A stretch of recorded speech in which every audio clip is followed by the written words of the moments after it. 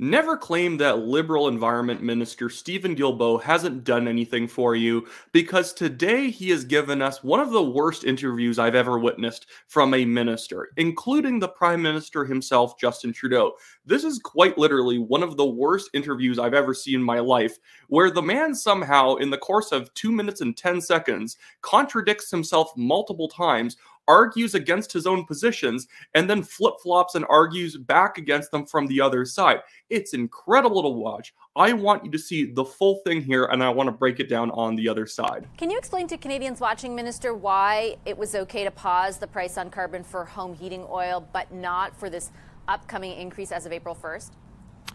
So the very reason for putting a price on pollution, and it's been done before, and not just for climate change, but for other environmental challenges, is that you want to incentivize change in behavior for companies, industrial organizations, but also individuals. What we found out with home heating oil is that the vast majority, in fact, of people who are still using home heating oil in Canada, and there are more people in my home province of Quebec than in all of Atlantic Canada, for example, that still use it, but tend to be lower to middle income Canadians who don't have the money to make the switch for less polluting form of home heating oil, home heating, which is why we decided to put a pause specifically on this, because home heating oil is the most expensive, it's the most inefficient, and it's the most polluting way of heating your home. And I do take your point, Minister, that as far as volume goes, there are more of those homes outside of Atlantic Canada, but as a portion of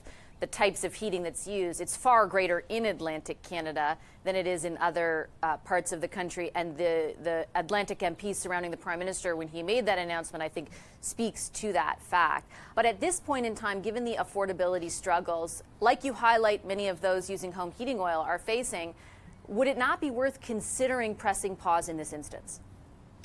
No, it wouldn't, because we can't put a pause on climate change. And what Pierre Poilievre never talks about is the fact that people right now, 8 out of 10 Canadians, families, get more money back than they pay in carbon pricing. So the richest among us don't. The people who pollute the most, but 8 out of 10 Canadian families, and that has been confirmed by the Parliamentary Budget Officer. So if we were to do that, we would actually hurt people economically while they're struggling. It wouldn't help them at all.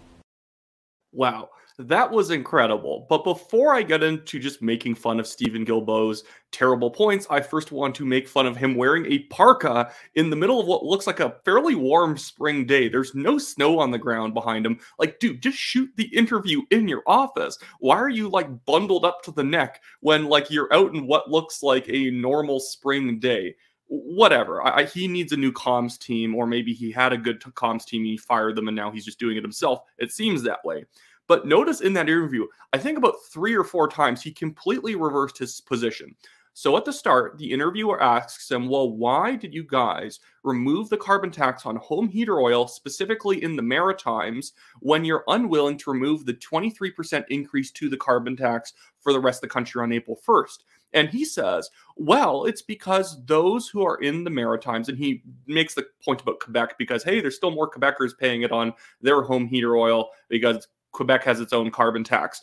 But his point's completely moot. He's saying, well, it's more expensive, it's more polluting, and these people are more low income and they can't afford to switch to something cleaner. Well, it's a completely irrelevant point because the carbon tax is a per unit tax. It is not taxing them any more than anybody else because it is only based on the units of the resource that they use. And people using home heater oil, natural gas, or any of this other stuff are not disproportionately using more units than anybody else.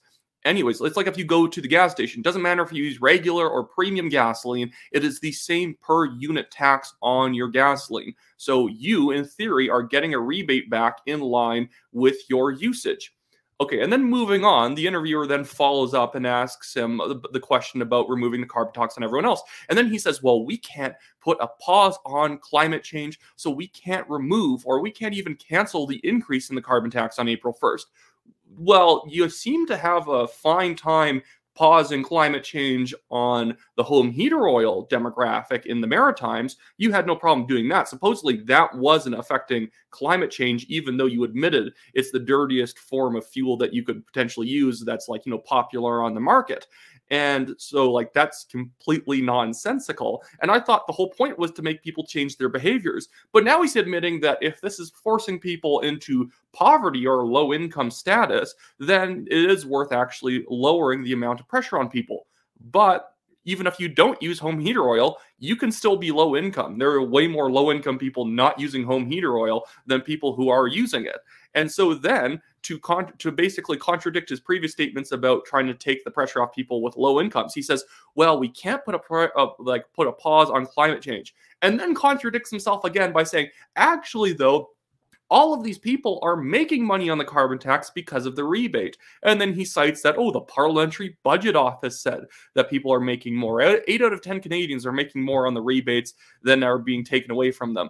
No, they are not. That is just false. The PBO has maybe said that if you only take into account home heating and gasoline, yes, your rebate might be making you a net $50, net $100 at the end of the year. But when you take into account all of the other things you have to buy and the fact that the carbon tax is affecting all of those prices, nobody is making any money. The only people who are actually making anything are people who have very low heating costs for their homes and they don't drive. And they are low income, so they get the full rebate. Not that many people are making money, and it's not worth having this massive bureaucracy on top of everything in order to administer this ridiculous policy. And when you take into account the bureaucratic costs of administering the carbon tax, even those people are probably not making anything because that is contributing to inflation in its own way. This is an absolute messaging disaster. He effectively admits the carbon tax is complete nonsense, that we can just pause it for certain things, and that's, there's fine economic reasons to do that. But for other people, no, it's terrible. You can't even pause the increase. We're not even saying put a pause on the carbon tax in general. We're just saying pause the increase, and he won't even do that. Because Stephen Guilbeault doesn't actually care about the climate. He does not actually care about the economic health of Canadians. He just cares about a leftist big government agenda. He is an environmental alarmist, and he will do things that are in line with the environmental alarmist agenda and mantra. So carbon tax good is his mantra. So even though he has to admit it's hurting people and that he doesn't even track the emissions reductions that the carbon tax is not even actually contributing to, because he knows the carbon tax is not reducing emissions, so he doesn't want to track it. Even though he knows all these things are true, in his own mind, he still thinks he's on the right side of history. Let's put it this way. A lot of people out there will say, well, this politician's lying. He knows he's lying. He's malicious. He's trying to hurt Canadians. That's sometimes true. You would be shocked how many people like Stephen Guilbeault, Chrystia Freeland, and Justin Trudeau himself, the Grand Poobah, these people know they're lying, but they also believe their own lies at the same time. They are so egotistical and narcissistic. They can tell you something that they know they have no evidence for, but at the same exact time, they think it's true simply because they said it. Like, how could I be lying? I'm me. That is how kind of lunkheadedly dumb a lot of these people are, is that they believe that they can't tell a lie. So even when they know they told a lie, it's not a lie because I said it.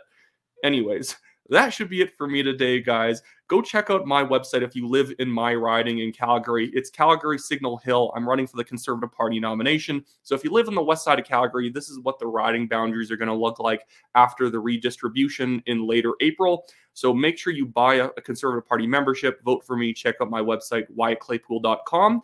It's in the description below. And also in the description below, we have mine and the TNT's legal fund. It's a Give, Send, Go link. We are being sued by a billionaire developer for defamation. He cannot actually prove the defamation. We literally just had a guest writer reference a Globe and Mail article about him, basically reported nothing new about the man, and he's suing us for the claims that were made in a Globe and Mail article that were a year and a half old, yet he never sued the Globe and Mail, or at least he's taken about 5 or 6 months and not actually shown us the evidence that he even attempted to sue them. So he's full of it, and we will win this case. The problem is Alberta does not have anti-SLAPP legislation. A SLAPP suit is strategic litigation against public participation, and most provinces in Canada have anti-SLAPP legislation that allows you to go in front of a judge and say, look at this case, it's completely ridiculous, here's all the evidence that he shouldn't even be suing us, and this is completely frivolous and malicious, and a judge can dismiss it.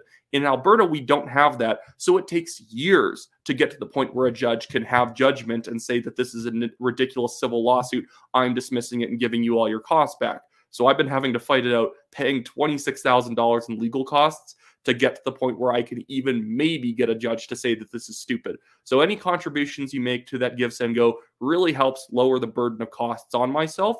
And sorry for making the long pitch on this one. I know some people actually want to know what's happening with that legal case, and that's kind of the big update. I've done my deposition. He's done his deposition. Mine went well. In my opinion, his went terribly because we've actually done our undertakings. The additional information they asked us for, we have given them back. We only asked for a couple pieces from their side, and they still haven't gotten back to us, even though the guy suing me, Ted Joe, is a billionaire and should be able to get this lickety split, but he hasn't. Anyways, that is truly now the end of this video. Have a great day, everyone.